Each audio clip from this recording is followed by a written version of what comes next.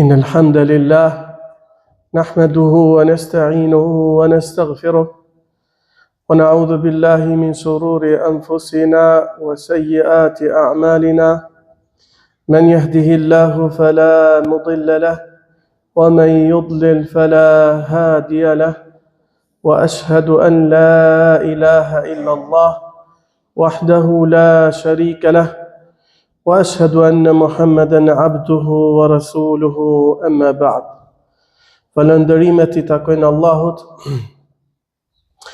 Atij takon lavdia, Atij drejtohemi për ndihmë dhe Atij kërkojmë falje, Atij lutemi të na mbrojë nga e keqja e vetvetes son e të na mbrojë nga e keqja e punëve tona. Atë që Allahu e udhëzon në rrugën e drejtë nuk ka kusht ta humbë, e atë që Allahu e lën në humbje nuk do të gjesh për të tjetër udhëzues. Dëshmojmë se nuk ka të adhuruar me të drejtë përveç Allahut, I cili është I vetëm dhe I pashok, dhe dëshmojmë se Muhamedi sallallahu alaihi wasallam është rob dhe I dërguar I Tij. Porosia e parë të dashur besimtar në këtë hutbë xumaje, s'ka dyshim që është porosia që ne të jemi të devotshëm, të jemi prej atyre besimtarve që I ruhen Allahut dhe kanë frikë Atë dhe kanë kujdes nga shkelja e kufive të Tij. Thot Allahu në Kur'an: Ja ayyuhalladhina amanu in tattaqullaha yaj'al lakum furqana wa yukaffir ankum sayyi'atikum wa yaghfir lakum wallahu dhul fadlil azim. O besimtar, nëse I friksoheni Allahut, Ai do t'ju jap aftësinë të gjykoni drejt, do t'ju lirojë nga gjunahet tuaja dhe do t'ju fal. Allahu zotëron mirësi të mëdha.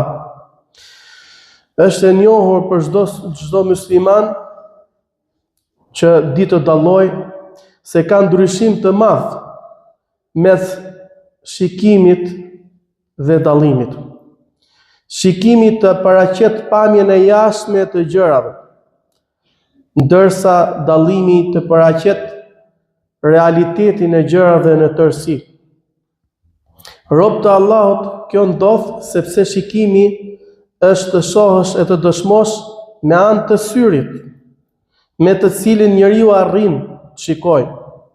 Mirë po dallimi është dritë të cilën Allahu e hedh në zemër, që me anë të saj njeriu arrin të udhëzohet.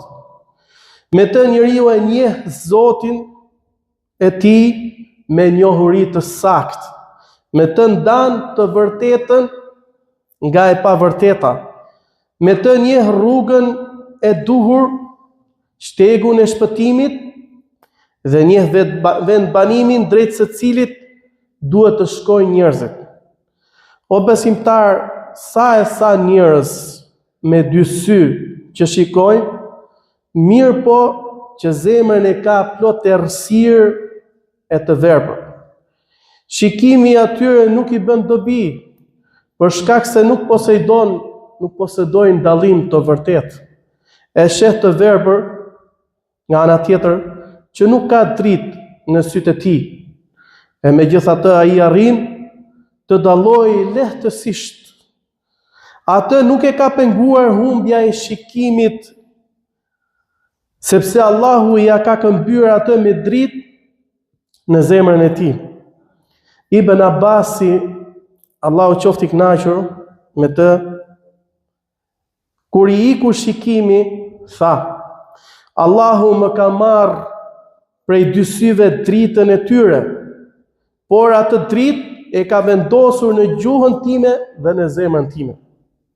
Humbja e shikimit padyshim që është sprovë nga Allahu për njeriu, por për të ka premtim të bukur, sepse nëse ai duron gjatë kësaj sprove, Allahu do ta shpërblej, siç thot Anas ibn Malik, Allahu qoftë I kënaqur me të, se e ka dëgjuar të dërguarin ton profetin Muhammed alayhi salatu wasalam të thotë: Allahu I lartësuar ka thënë: nëse robin tim e sprovoj me të dy të dashurit e tij dhe ai duron, do t'ja këmbej ati me xhennet. Pra këtu ka për qëllim të dashurit e tij me dy sytë e tij. Fatkeqësi nuk është vetëm humbja e shikimit, por fatkeqësi e vërtet është të humbësh dallimin. Pra që ti të jetosh në këtë tokë, që mos dallosh edhe mos ta dish që Allahu të ka sjell për adhurimin e tij, që ti të ecësh në këtë tokë të shohësh të mrekulli, të madhështi në krijimin e Allahut Azza wa Jall, e ti mos ta çosh mendjen tënde, zemrën tënde te Krijuesi i plotfuqishëm. Që ti të jetosh si njeriu në këtë tokë, e të mos e dish se je rob i Allahut. Pa dyshim që ky është verbimi më i madh. Allahu na ruaj. Thot Zoti ynë besimtar: "Afalam yasiru fil ard fatakuna lahum qulubun yaqiluna biha aw adhanun yasma'una biha fa innaha la ta'mal absar walakin ta'mal qulubu allati fi as-sudur." A nuk ecin ata nëpër tokë që të kenë zemra me të cilat kuptojnë dhe vesh me të cilët dëgjojnë? Por jo, në të vërtetë atyre u janë verbuar syt.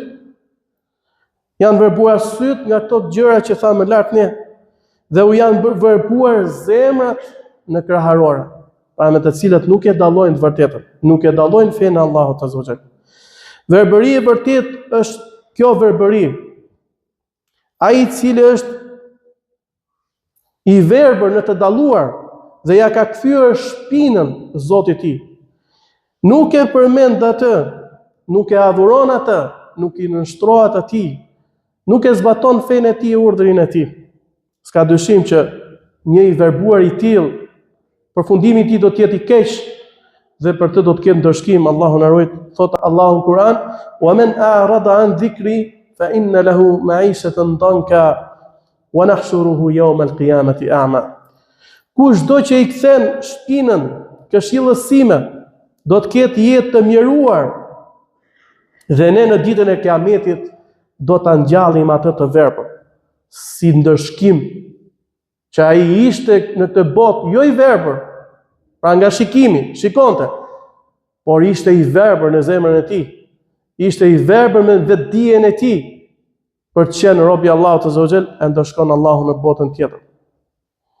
Allahu thon në Kur'an: "Walaqad dhara'na li jahannama kathiran min al-jinni wal-ins lahum qulubun la yafqahuna biha wa lahum a'yunun la yubsiruna biha wa lahum adhanun la yasma'una biha ulaika kal-an'ami bal hum adall ulaika humul ghafilun." Ne kemi përcaktuar për xhehenemin shumë gjind dhe njerëz, sepse ata kanë zemra, por që nuk kuptojnë me to, kanë sy, por që nuk shohin me to, kanë vesh, por që nuk dëgjojnë me ta. Njeriu që nuk arrin të dallojë jeton në këtë botë i paqartë, tamam si i verbër, i cili nuk arrin ta gjejë rrugën, e nuk di se për ku drejtohet. Allahu Zoti ju në thot: "Afaman yamshi mukibban ala wajhihi ahda am man yamshi sawiyan ala siratin mustaqim?" A është më i mirë ai që shkon për dhe kokulur, apo ai që ecën me ballin lart në rrugën e drejtë, pra që është i qartë në rrugën e drejtë, e shikon atë qartasi, pra nuk ka gjë që e pengon. Muslimanët të nderuar, dallimi, mund të themi më i rëndësishëm për cilën e po flasim, ose dallueshmëria, ka 3 nivele kryesore. Pra janë 3 aspekte kryesore që besimtari duhet i dallojë qartë, duhet i di qartë, duhet të jetë plotësisht me qartësi për to, dhe s'duhet të ketë kurfar verbimi në lidhje me to. Së pari është të ketë dallueshmëri në lidhje me emrat dhe atributet e Allahut.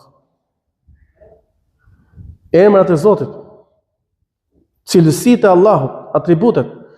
Gjëja që më së shumti na ka bërë të qartë një Zoti jo në librin e tij, në Kur'anin famëlart, është vetja e tij. Allahu Azza wa Jall na ka njohur ne me veten e tij, duke na paraqit emrat e tij të bukur dhe atributet cilësitë e tij të larta. Kështu që besimtari në lidhje me këtë duhet të ketë dallueshmëri të qartë. Ta njohë njeriu Zotin e tij.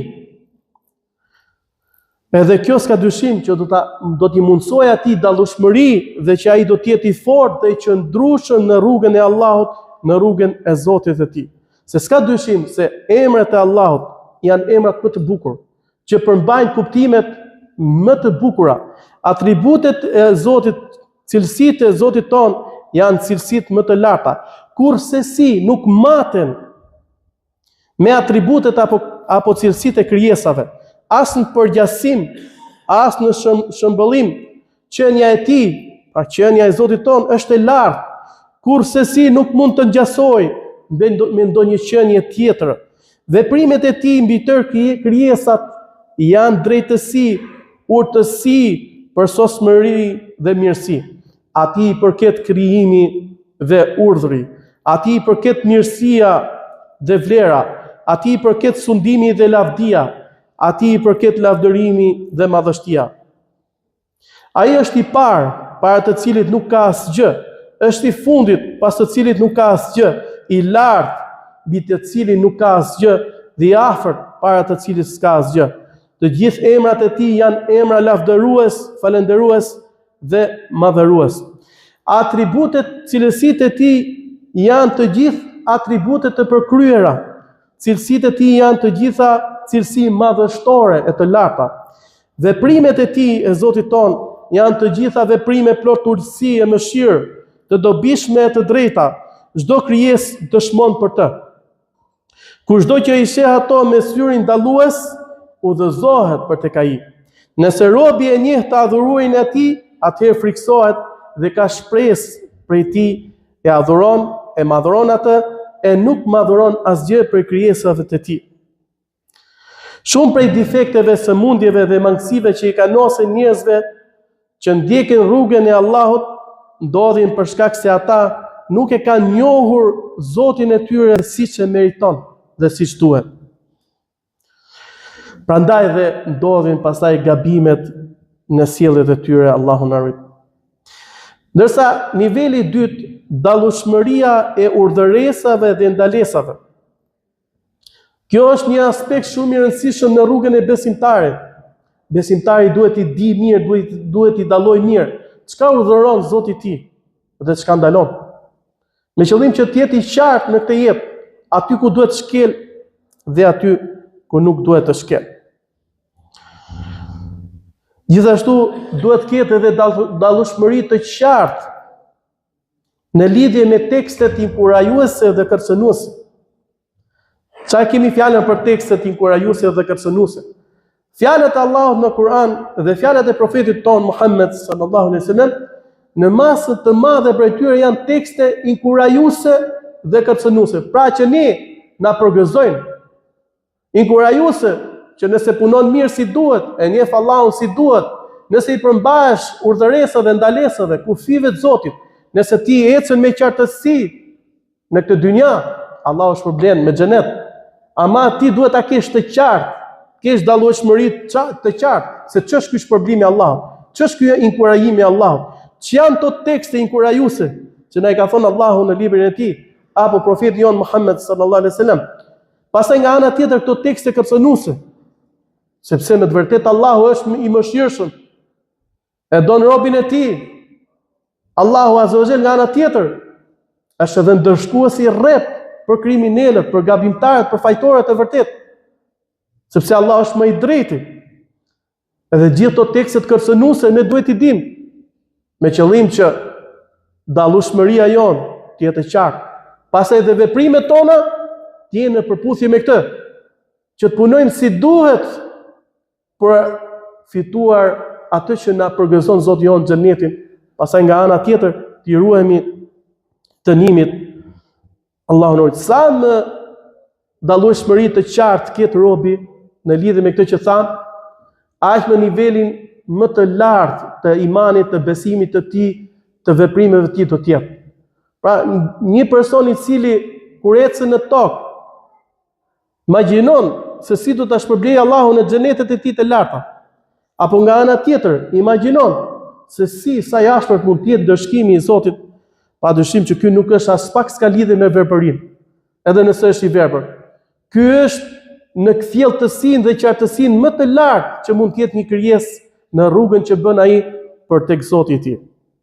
Allahu thot në Kur'an besimtar, e faman sharaha Allahu sadrahu lil Islam, fa huwa ala nurin min rabbih, fa wailun lil qasiyati qulubuhum min dhikrillah, ulaika fi dalalin mubin. A është një lloj ai të cilit Allahu ja ka hapur kraharorin për të pranuar Islamin, duke qenë kështu në dritën e Zotit vet? Pra është një lloj me atë që zemrën e ka të mbyllur nga besimi? Prandaj mirë ata që e kanë zemër të pandjeshme kur përmendet Allah. Gjithashtu thot Zoti ynë: "Aw man kana maytan fa ahyaynahu wa ja'alna lahu nuran yamshi bihi fi an-nas kaman mathaluhu fi adh-dhulumati laysa bi kharijin minha." A barazohet i vdekuri që ne e ngjallëm dhe i dham dritë, me të cilën ai ecën midis njerëzve, me atë që është në errësirë e nuk mund të ndalë prej saj? Pra, një që ishte i vdekur, që nuk e njihte Zotin e tij, sa ai është njeriu më i vdekur. Një që ishte i vdekur, nuk e njihte Islamin, fenë Allah, ky është nga njerëzit më të vdekur. Një njeri që nuk e njeh profetin e Zotit Muhammedin alayhis salatu wasalam. Një njeri që nuk e përmend Zotin e tij, nuk është në rrugën e Zotit të tij, ky është njeriu më i vdekur. Ky nuk mund të jetë i barabartë me atë që Zoti i ka hap kraharorin Islam, e ka pranuar fenë e Zotit, ka pranuar që të jetë rob i Allahut, është përpiqet me sa mundet të jetë në këtë rrugë dhe ta zbatojë atë. Ky s'ka dyshim që është në dritë prej Zotit të tij, Allahu na bëf prej tyre. Thot Allahu, duke lavdëruar disa nga robërit e tij, thot: "Wadhkur ibadana Ibrahima wa Ishaqa wa Yaqub ulil aidi wal absar." Kujto robërit tan, Ibrahimin, Ishakun dhe Jakubin, të fortë në besim dhe dallues të vërtetës nga e kota pra. Ta janë disa nga profetët e Allahut. Me këtë ajet tregon se ai ka njerëzit më të lartë në këtë aspekt, në të cilësi janë profetët, po dhe ata që ndjekin rrugën e tyre. Pra, vëllezër besimtar, dallueshmëria në fenë e Allahut të lartësuar duhet të përpiqemi si besimtar që ta arrijmë atë edhe ta njohim sa më mirë. Me këto fjalë mbyllim të hutbet të parë. Barakallahu li wa lakum fil Qur'anil azim wa nafa'ani wa iyyakum bima fihi min al-ayati wa dhikril hakim. Aqulu ma tasma'un, astaghfirullaha li wa lakum fastaghfiruhu innahu huwal ghafurur rahim. Alhamdulillahi rabbil alamin. Wal 'aqibatu lil muttaqin wa la 'udwana illa 'alal zalimin. Wa ashhadu an la ilaha illa Allah wahdahu la sharika lah wa ashhadu anna Muhammadan 'abduhu wa rasuluhu. Falënderimi i takon Allahut që ne i ka ndriçuar zemrat tona me besim, edhe që zemrat e të dashurve të tij besimtar u ka dhënë dallueshmëri, qartësi tek e vërteta. Dëshmojmë se nuk duhet të adhurohet askush tjetër veç Allahut, i cili është i vetëm dhe i pashok dhe madhështor, dhe dëshmojmë se i nderuar jon Muhamedi alayhi salatu wasalam është robi i tij dhe dërguari i Allahut. Ai ftoi njerëzit që të arrijnë kënaqësinë e Zotit të tyre, nderimet dhe begatitë e Allahut dhe shpëtimi i tij qoftë mbi të, mbi familjen e tij, shokët e tij dhe të gjithë ndjekësit e tij. Besimtar, ai ka e krijesave, elita e bijve të Ademit, më të mirët e njerëzve, janë ata që posedojnë dallueshmëri nga kjo që thamë ne, që e vënë në praktik, të cilët e njohin të vërtetën me argumentet e saj dhe e dallojnë atë në mënyrë reale. Të tillë njerëz të tregohen të qëndrueshëm kur përballen me sfidat, me sprovat e njëpasnjëshme, të cilat në kohët tona janë të shumta. Ndërsa nga ana kundërt, njeriu i cili nuk pason dallueshmëri dhe nuk e shet të vërtetën para tij dhe nuk e ndjek atë, nuk punon sipas saj, po nxiton pas të kotës, duke u tretur natë ditë në angazhimin në të kotën e në thirrjen për tek ajo. Kështu që nuk duhet të habitemi pse ati janë përshqelluar çështjet dhe nuk arrin të dallojnë mes dobisë dhe dëmit dhe nuk arrin të ndajë të mirën nga e kota dhe nuk i dorëzohet ligjit të Allahut, por ato e komandojnë ndjenjat dhe epshet e tij të mbrapshta. Thot Allahu në Kur'an: "Afara'aita man ittakhadha ilahahu hawa wa adallahu Allahu ala ilm wa khatama ala sam'ihi wa qalbihi wa ja'ala ala basarihi ghishawa faman yahdihi min ba'di Allah afala tadhakkarun." Mendo pak, kush përveç Allahut mund ta udhëzoj atë njeri që dëshirat e veta i ka bërë për Zot? Atë njeri të cilin Allahu duke e njohur për të tillë e ka shpënë në humbje, duke ja volosur dëgjimin dhe zemrën e duke i vënë perde para syve të tij, a nuk po merrni vesh? Sa e sa njerëz janë endur në përdyshime e epshe të lloj-llojshme, pa arritur të dallojë daljen prej atyre sëmundjeve. Për këtë arsye, kush dëshiron të mirën dhe shpëtimin për veten e tij, duhet të nxitojë, të përfitojë shkaqet që i mundsojnë dallueshmërinë dhe shkaqet të cilët e çojnë në humbjen e saj. S'ka dyshim që gjëja më madhështore me të cilën mund ta kultivojë besimtari këtë cilësi është të kemi frikë Allahun në publik dhe në vetmi.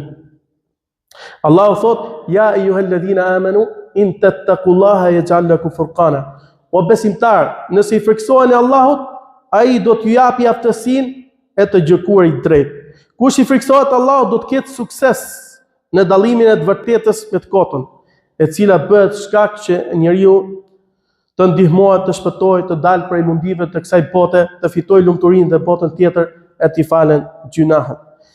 Ndërsa e kundërta e frikës ndaj Allahut, pra gjunahet, të guxosh të përballesh me Allahun me faje e gjunahe, duke mos u tërpëruar prej tij, kjo është nga shkaqet e mëdha të humbjes së dallueshmërisë, pra që të mbetet njeriu i verbër në aspektin e besimit dhe të imanit. Gjithashtu që e ndihmon njeriu në këtë cilësi të lartë është përmendja e Allahut vazhdimisht. Përmendja e Allahut i jep forcë zemrës, i jep dritë. Dhe përmendja më e bukur është këndimi i Kuranit, këndimi i fjalëve të Allahut Azza wa Jall. Ta kuptosh dhe të meditosh rreth tij. Sa hise të ketë personi prej Kuranit, aq hise do të ketë dhe prej dritës së dallueshmërisë. Gjithashtu, një prej shkaqeve që e humbet njeriu këtë dritë dallueshmërinë është edhe harrimi i përmendjes së Allahut ose mos përmendja e Zotit. Thot Allahu në Kur'an: "Wala tuti' man aghfalna qalbahu an dhikrina wattaba'a hawahu wa kana amruhu furuta." Thot Allahu për shejtanin, Allahu na ruaj. Mos dëgjoj atë zemrën e të cilit ja kemi lënë mos përfillse ndaj përmendjes tonë, e që shkon pas dëshirave të veta, duke shkelur çdo kufi në veprimet e tij.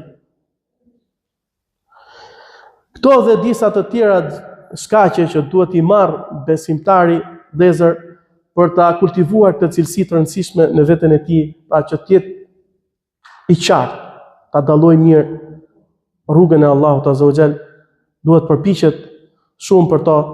Elusim Allahun Azza wa Jall që të na bëj prej tyre, na bëj të devotshëm në fenë e tij, na bëj të qëndrueshëm në fenë e tij, na bëj të vazhdueshëm në punët e mira. Në këtë ditë të xumaje besimtar duhet të dërgojmë salavate, përshëndetje me selame mbi profetin ton Muhammed, që është profeti i zgjedhur nga Zoti ynë, edhe ai thot në librin e tij: "Vërtet Allahu çon salavate mbi të dërguarin e tij dhe engjëjt e tij luten për të." Prandaj o besimtar, pra çoni salavate duke u lutur për profetin Muhammed. Lutim Allahun ta bekojë Muhamedit, familjen e Muhamedit, pasardhësit dhe bashortet e tij, ashtu sikur se e ka begatuar familjen e Ibrahimit alayhi salatu wassalam.